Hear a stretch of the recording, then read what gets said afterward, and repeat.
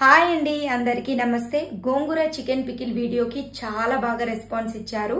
చాలా మంది ఆర్డర్ చేసుకున్నారు। విత్ ఇన్ 1 డే లోనే ఫస్ట్ బ్యాచ్ కంప్లీట్ అయిపోయింది। తర్వాత సెకండ్ బ్యాచ్ కూడా కంప్లీట్ అయిపోయింది। ఇప్పుడు థర్డ్ బ్యాచ్ లో ఏమేం వెరైటీస్ చేశామో చూడండి। ఇది గోంగూర చికెన్ పికిల్ చూడండి ఎంత కలర్ఫుల్ గా ఉందో।